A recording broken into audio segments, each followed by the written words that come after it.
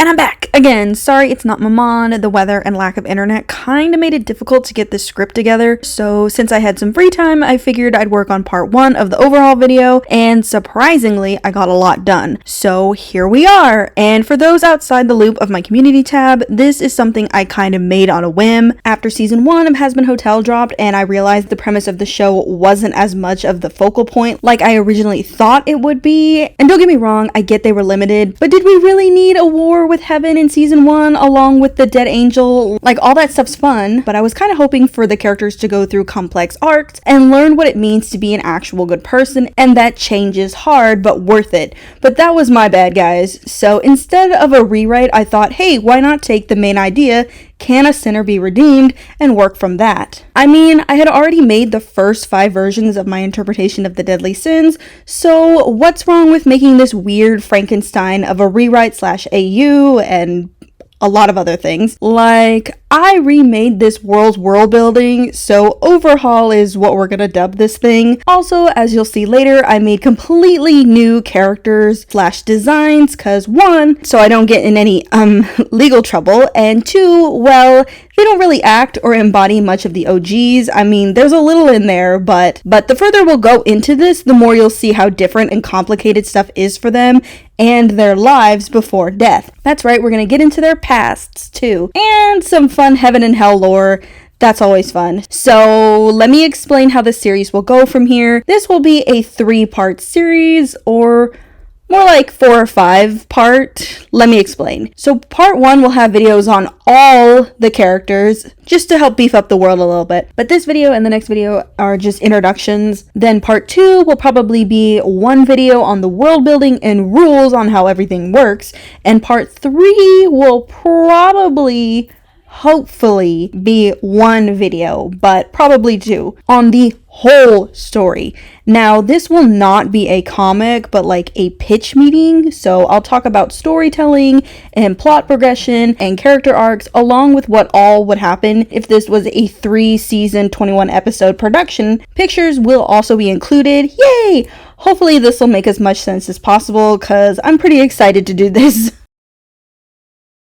Meet Lily, Hell's #1 embarrassment. Though born from Lucifer and Lilith themselves, has no true demonic tendency, and has even completely abandoned her duties as Hell's princess to run a rehabilitation program for sinners, with the idea that if a soul can be redeemed, Hell's overpopulation problem will be solved. If only she knew that was never the case. Lily is a kind and joyful person with a soft spot for sinners, as she finds their lives fascinating. She does have the tendency to go a bit overboard with her questions, but she loves a good story. And though her curiousness has gotten her in more trouble than she can count, she still can't help but want to know more, which is great for someone trying to help sinners change. But will she be able to do that when she becomes obsessed with a lost angelic journal? Lily's design is a mix of both her parents. Her red hair and golden eyes come from Lucifer, and her more goat-like appearance comes from Lilith. And though she shares so much with them, she is the brightest colored out of her family.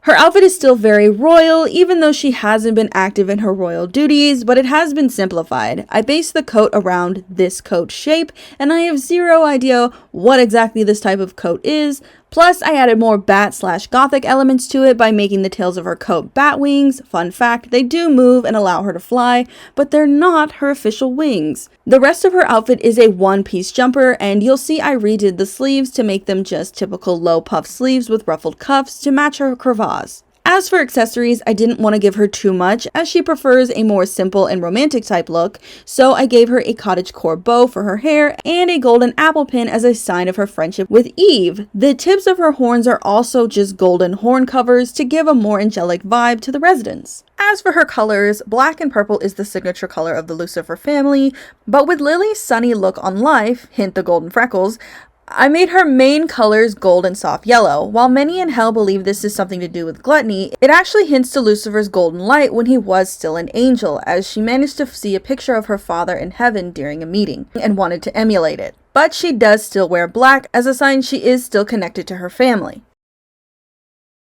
Meet Iris, Hell's newest sinner, or well, she was 5 years ago, dying in 2018 at 22 years old. She's quite a strange demon to say the least, always going out during extermination day and coming back furious. She refuses to talk about why she does this. In fact, she refuses to talk about anything about herself or past, driving a certain someone crazy. But time is a funny thing, and not all secrets stay that way. Anywho, Iris, though mysterious, is actually quite nice and very easy to talk to if the topics interest her. She's very fond of taxidermy, finds it therapeutic. Oh, her role at the hotel is to keep the peace with the guests, though that might be hard with no guests. Not that she sees that as a problem, as it's given her more free time for her secret projects. Also, she's dating Lily. Thought I should throw that in there. Iris's design is pretty simple, but it's loaded with hints to her past, cause though she looks like a moth now, that was never the case before. But yeah, Iris is a typical fluffy moth. Her hair acts as a neck fluff, since actually growing it out would make putting her uniform on much harder. Speaking of uniform, even though Lily doesn't care for uniforms, Iris does, and wears a simple short sleeve jacket with a white button up and tie with elastic shorts and a white belt, with compressed thigh-high socks. Her signature piece is her cape, which is to give the illusion of wings, which is very weird for a moth demon not to have. Anywho, for accessories, I just gave her black gloves. As for the overall color, due to how Iris landed in hell, it was only fitting to make her primarily purple, which is the sin of pride. The only color that doesn't represent or match with her is her eye color, which is a big telltale to her past, though not super noticeable to someone who isn't familiar with angels. Oops. Meet Fonda Alada Cox, or Fonda for short. An old soul, but young at heart, spider demon, having died in 1933, just when booze was about to be legal at age 29. Due to his feminine features, used to dress as a woman to smuggle booze to all the best clubs. But don't let the dress fool you, there's a reason he's a spider now. His life in hell is pretty fabulous, performing in all the best clubs, thanks to his manager, Alejandro. It would seem drag has become quite the showstopper. Though how long can this doll dance?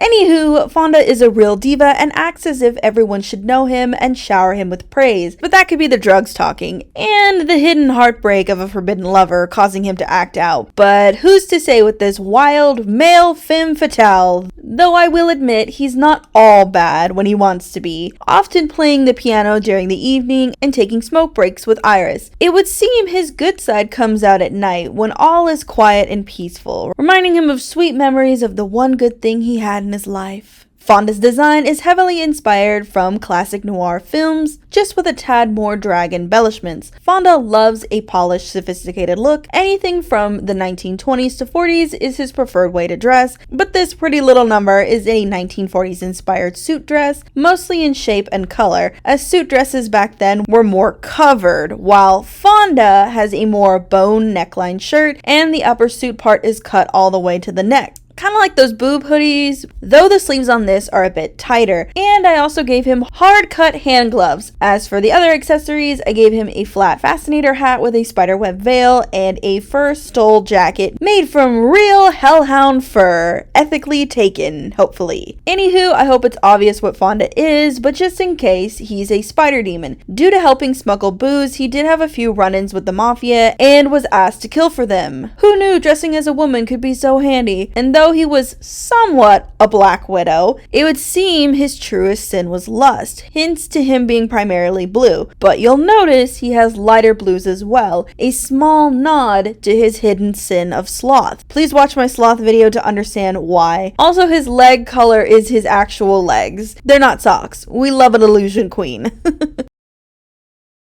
Meet Sachiko, Hell's #1 homemaker, or well, that's what she calls herself, having died in 1962 at age 42. Oof, tough break. Still lives in the past when all was perfect in 1950. It seems Sachiko was struck with a bit of erotomania and caused quite a commotion up top, though she's quite vague when asked about what happened, but no matter, she has other things to think about, like her soulmate and future husband, Alistair. Which is why when he asked her to work at the hotel, she couldn't have been happier. She runs around the hotel in a daze, but don't be put off. She is quite nice. A little scattered, but nice. She has a very motherly presence and loves to treat the cast as her children. If only she could try to remember her real family. Sachko's design is anything but simple. She's still a glamorous housewife who likes to look her best, even in hell. Her dress is a box top polka dot summer dress, hints to the short sleeves, though I think someone used a little too much starch. Anywho, I also gave her a red undershirt as she's a little more modest, and to show her devotion to Alistair. And as for accessories, I gave her a silk scarf and cat-eye glasses, and again, Lily doesn't care for uniforms, which Sachko can work with, as she doesn't really want to be seen as a maid, but a homemaker, so she wears a simple split apron and gloves with a headpiece that I might get rid of later. And as you may have noticed, Sachko is a praying mantis type demon. Due to her gluttonous need for love, and how she killed the people who got in her way, caused her soul to look more bug-like. Though her color is her indication of her deeper sin, envy. She envied so much and cared so little on how her actions would affect those around her, which is why she's mostly green. Except for her hair, which is not dyed, she will tell you. Oh, if you're so desperately curious, yes, those are pins in her thorax. She has quite a high pain tolerance. Meet Max, the youngest resident at the hotel. He's currently working there mostly because he owes a favor to Alistair that he'll basically be working off forever, but it was worth it. He also very much enjoys rock music. I mean, of course he would, having died in 1987 at 19 years old, but dying so young during that time seems to have worked to his advantage, as he was once a rock star in hell. But that was years ago, and most of his bandmates are dead now. Well, except one. But hey, now he's doing an all manner of odd jobs all over hell, which could explain why he looks so tired, but now don't let his resting bitch face fool you, or, well, fool you into completely thinking he's an ass, because he is in some ways, but he's also actually a very sweet kid when he isn't losing his mind from a lack of sleep. He's always checking in with everyone and always does what he's asked, even if he doesn't want to, and is probably the only one besides Lily that thinks finding a way to heaven is possible. Which, with his sad past and willingness to confront it to move forward, might be the key Lily is looking for. Okay, so I'm kind of gonna go off on this one. For anyone who's been following me for a while will kind of remember Pyro, an OC of mine that was mostly connected to my main OC, Haffy, which is the girl in the front of all my videos. But at the time, he never got much attention as his story was extremely sad and kind of my vent character, so I didn't post him very often. So when doing all of this, I found him to be a perfect replacement for Husk, as he can connect to most of the characters or find good middle ground with them. But as you can see, he's gone through a bit of an update. Obviously, I could have left him the same, but due to the new world building, I figured it was necessary. So Pyro, now named Max's design, is kind of simple, or at the very least, the most obvious. He's a fire demon, and his biggest sin is wrath, hence to why he looks so much like an imp. But due to his flaming hair, lack of horns, stripes, and one eye, it's pretty obvious he's not one. And though Lily doesn't care for uniforms, Alistair does. Or specifically, he likes Max to look the part, kind of knowing how much he hates it. So his uniform is your typical bellhop uniform, just with a bat wing themed chest area. His actual style is more grunge and has way more skin showing. I mean, he's in hell. He deserves to show off his scars. As for color, it's pretty obvious. His main sin is wrath, so his colors are primarily reds and fire colors. Meet Alistair, the real Alistair. Oh, don't be fooled by his sad attempt to appear like a sinner. Though, to be fair, he's been out of work for quite some time, so I can't blame you. Alistair, you see, is the demon of chaotic balance. He is the reason behind the sins of the father, aka the personification of familial feuds. He's basically the reason bad shit happens to you and your family. He also directs people to commit unspeakable crimes and sins. He's also Lucifer's executioner, or well, was. Hell has changed a lot over the years, as well as the royal family, and he isn't as needed as he once was, which now has him looking for a new purpose. Oh, but don't get it wrong though, he's still extremely sadistic and cruel, and enjoys a good dismemberment. It just isn't as fun as the old days when Lucifer was active with Hell, but he still finds his fun. He seems very fond of old radios, which is a very specific item for such a devilish man.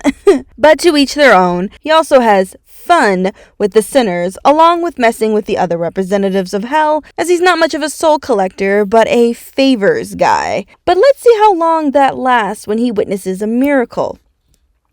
Alistair's design is probably the most eccentric, we'll say, as his style is a mix of all manner of things.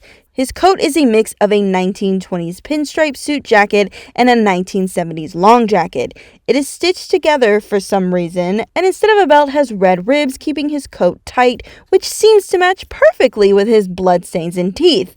Hopefully that's not related. Alistair also has probably the most human face in Hell, though it's hard to tell due to his face always being shrouded in darkness, even in the brightest rooms. But what you can see is his dazzling smile and perfectly trimmed mustache. He also has curly hair. Just thought I'd mention that.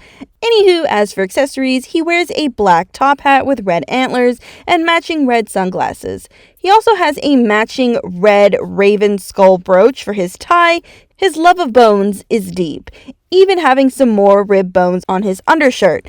And as for the bird feathers, they're a mix of shoulder pads and simple stitching on the lapel, giving him this haunting Grim Reaper kind of vibes. The rest of his accessories are plain black gloves with black shoes, and speaking of color, Alistair is primarily monochromatic. His colors almost indicate his possible ties to the royal family, but also to the time period that he supposedly comes from.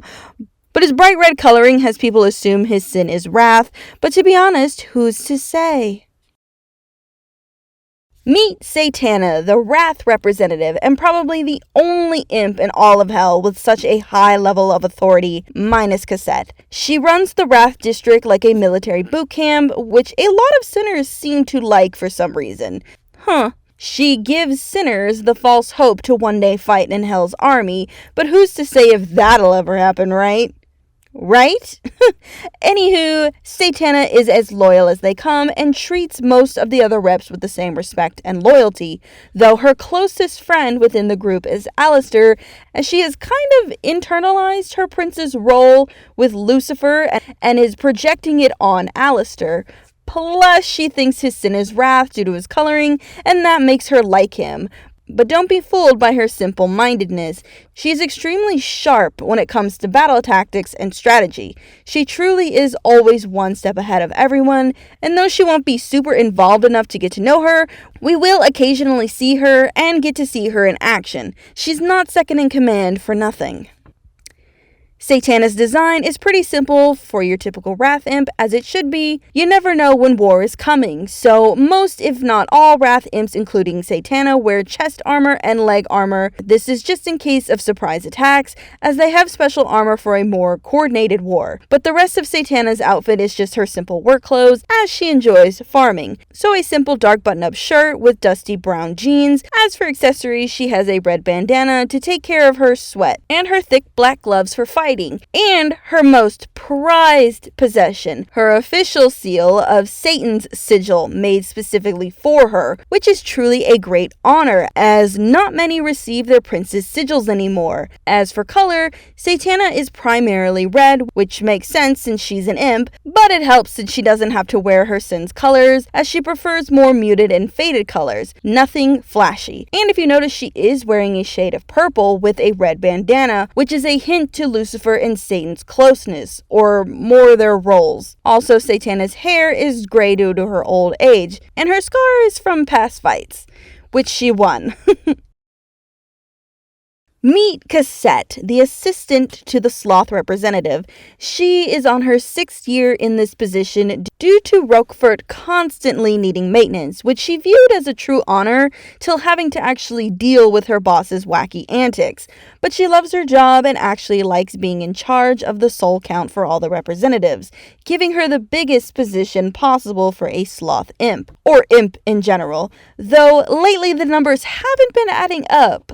I wonder why. Either way, she's quite the sassy little imp, always speaking her mind and making sure everything is running the way it should, and has even been taking more control over the sloth district, as the tech world in sloth is way more advanced than what the humans have, so dumbing down the district has been really difficult.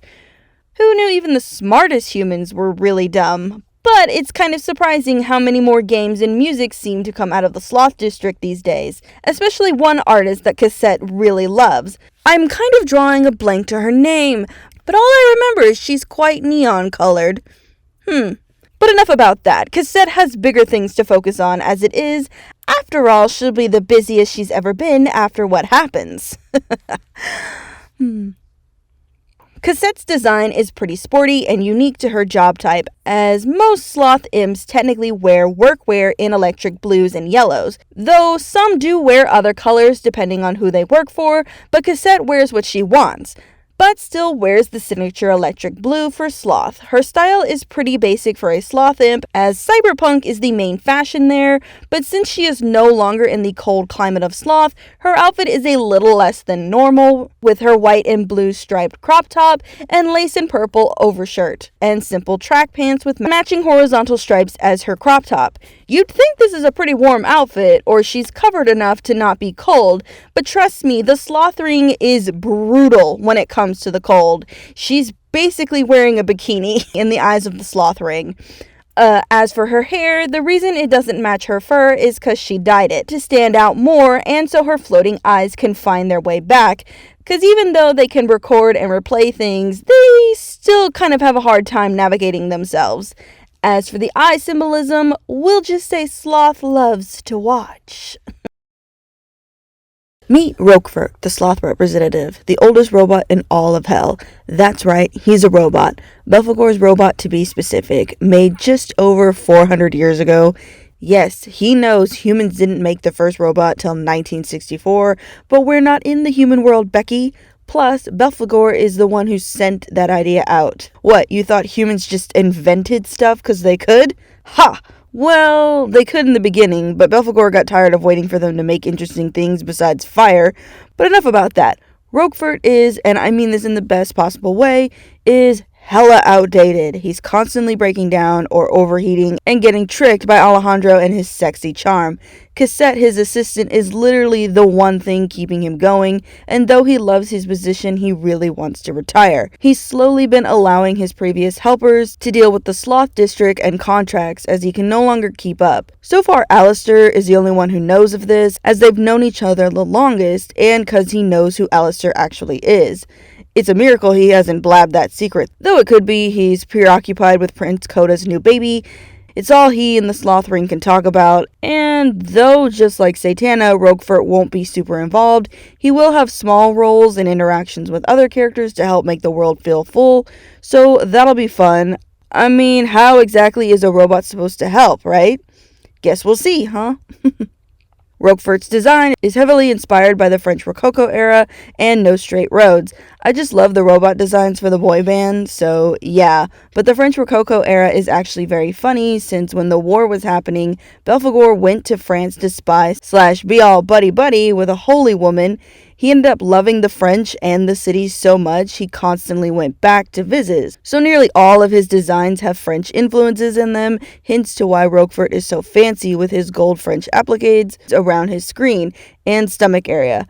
He also wears the fleur de lis on both his shoulders, again hinting to his French design, but also a nod to heaven. Rogert is often mistaken for an angel due to his coloring and style, because while his blue color does represent his prince's sin, the white and gold give off heaven vibes, which is what Belphegor wanted, as he still kind of misses heaven.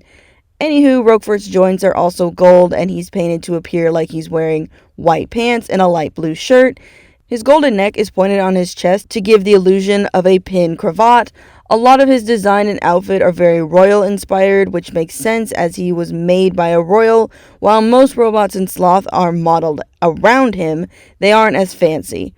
Also, Rogert's screen can only display his mouth, but that's okay, as most of the time, Belphegor hijacked his screen to peek in on meetings. And as for accessories, well, the only accessory he has that can be taken off is his hair. It's not a wig, but an advanced hologram that can change if he chooses, but likes this version as it's the one Alejandro likes best. Meet Alejandro, the Lust Rings representative, the second youngest, but only by a few hundred years, as his title would suggest he is a Lust citizen or incubus, making him almost irresistible to those around him. He runs the Lust district, which is probably the most popular district in all of Hell, for very many reasons, and well, let's just say he's been taking advantage of that for a while, as it's very unusual for an incubus to live as long as he has, as well as having the position he's had for some time, and have the abilities he does. Not to mention how some sinners act around him. One would almost think he's skimming off the top with his soul collection. But that's insane. No representative would ever steal contracts for themselves. Though the narcissistic like Alejandro, maybe. But who's gonna say anything really when he manages so many talented sinners? His current star is Fonda, who he seems to have quite the fixation on. Let's just hope he doesn't get bored with him and do what he did to his last shining star. Alejandro's design is just dripping in sex appeal, as he should since he's the Lust representative and incubus, though he seems to be much more sexier than your average Lust citizen, but that could be his shape-shifting ability in action. I mostly based him around Asmodeus as he's trying to emulate him, so I gave him a similar body type of a large chest and thick thighs. His outfit is also a nod to Asmodeus, though a bit more simple with just a maroon button-up shirt and black vest, but open to get a good look at his chest, and so his neck fluff can breathe. All Lust citizens are more bat-like in their appearance and have neck fluff. His gold embellishments are also a nod to Asmodeus. Even having the two hearts as buttons is a hint to him. It's where the accessories come in that the similarities stop. His jacket is a simple fur-colored coat and colored maroon to match his hat and shirt. He hardly ever wears it as a jacket, as it's mainly meant to give off the vibe of a cape or something royal looking.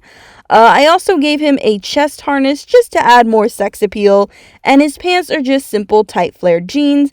And as for color, his skin is primarily dark blue, due to that being Lust's signature color, but also because that's kind of what all Incubus's skin color is, but for his outfit, it's mainly colored to match Asmodeus' skin color. He's quite the little fanboy, or maybe he's gunning for the prince's job. Meet Lady Hemlock, the third oldest representative. She has truly seen it all and collected it all. If you truly needed something or to know something, your best bet is to ask Lady Hemlock. But good luck asking, as she just can't help but want to indulge her guests with her extravagant feasts and tea times. Nothing brings her greater joy than seeing others eat, which might end up being a problem, as that joy never seems to end, and stopping only makes her upset. And one wouldn't want that, would they? After all, fly traps snapped when triggered. Anywho, Lady Hemlock is quite the socialite, constantly hosting parties and events in the Gluttony District, which seems to be a very big hit with the sinners. The Gluttony District hasn't changed in years and went through a bit of a loss, but it now seems sinners love the what they call cottagecore aesthetic.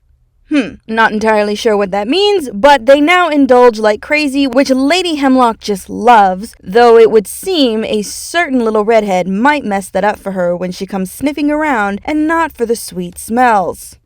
Lady Hemlock's design is very extravagant, as it should, due to her position and closeness to the king and queen of gluttony, but it's also a nod to the Regency era. Many of the 7 deadly sins have been to Earth and have picked up a few of Earth's styles, though being in hell complicates that a bit, as the plant people of the gluttony ring, such as Lady Hemlock, grow to look like the era their prince was inspired by. That's right, grow. Lady Hemlock and all the plant citizens grow into the form you see, which for Lady Hemlock is a Venus flytrap mixed with a sundew plant. As you can see, her hairpiece is a open Venus flytrap with dew beads and sides, decorated with bones and an orange leaf from the Queen's garden. Her dress is styled similar to the royals' dresses of the time period, with a high-raised collar shaped like a flytrap mouth and sleeves. Her dress is cinched at the midsection of her chest and held together with rib bones. Her puffy sleeves are kept up by teeth. Her underdress is the same as her black vine, but with sundew beads on her chest. The outer layer is just a really big flattened Venus mouth with fatter teeth at the end and spines on her back. They're more feelers than anything.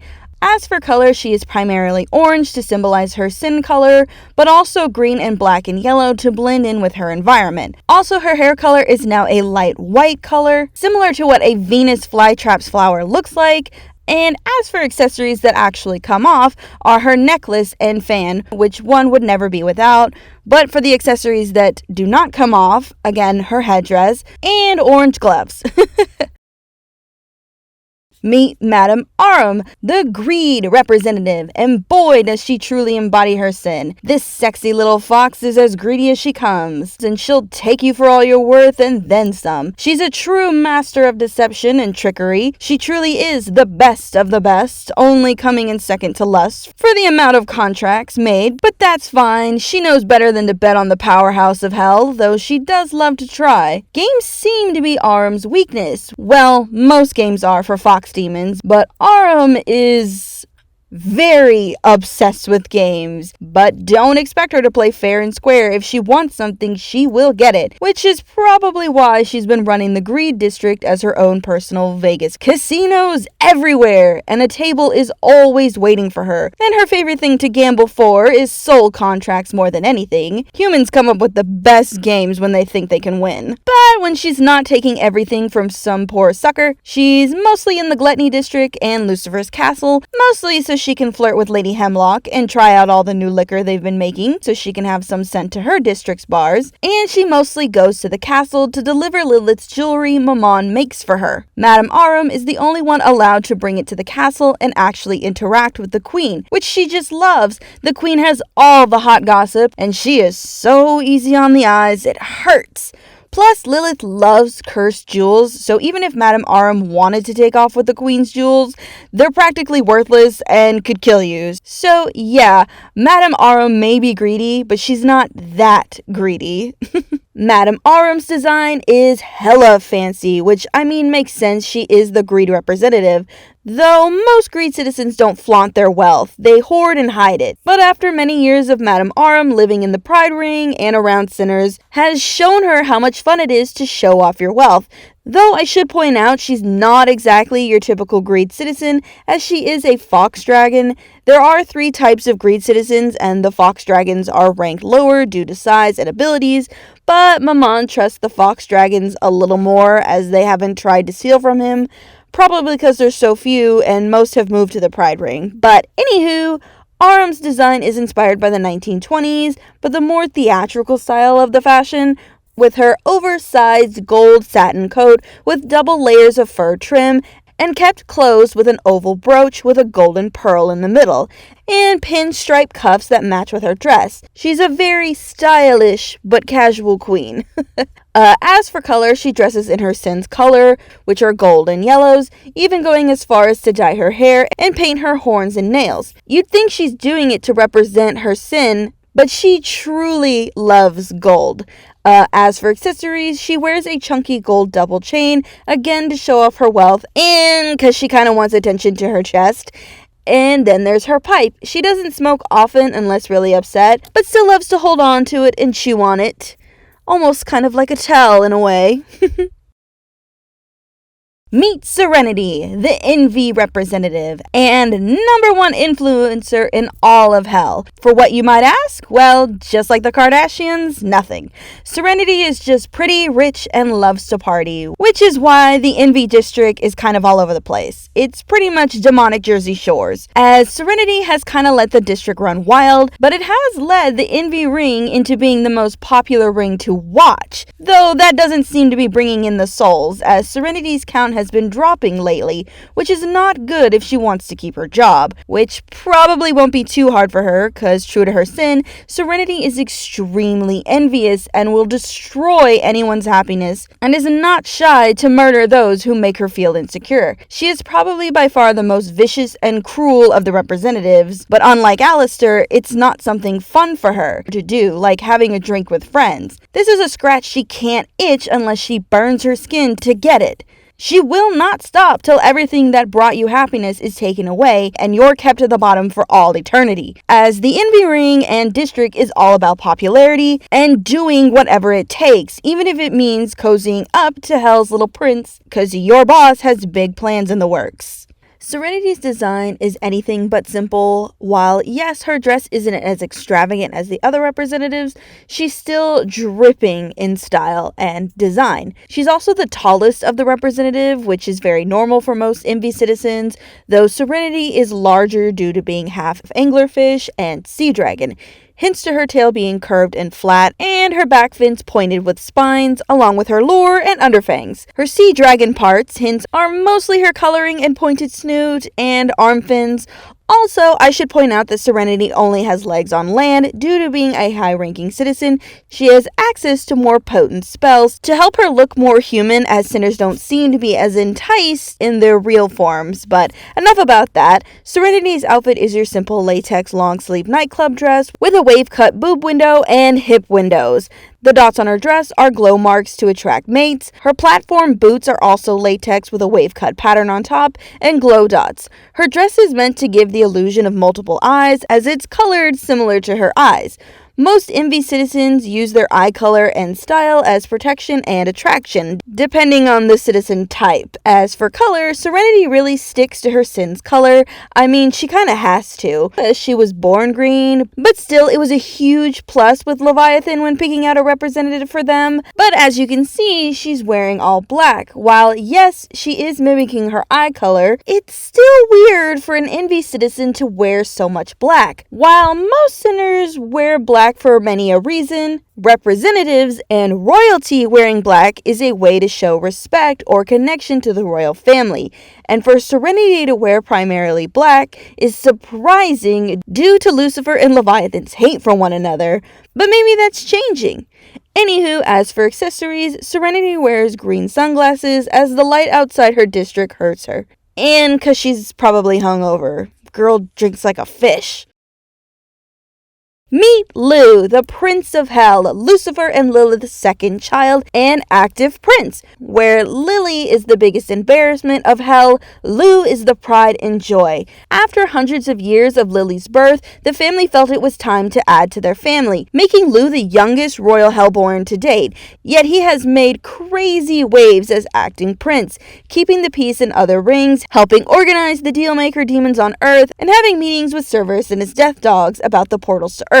And is keeping the Pride Ring running, as well as making sure the 7 representatives are doing their jobs and not causing problems in each other's districts, as fighting in other districts is not allowed. And as much as he appears to enjoy his position, he's still just a kid who wants nothing more than his father to be proud of him and be that perfect prince he can be.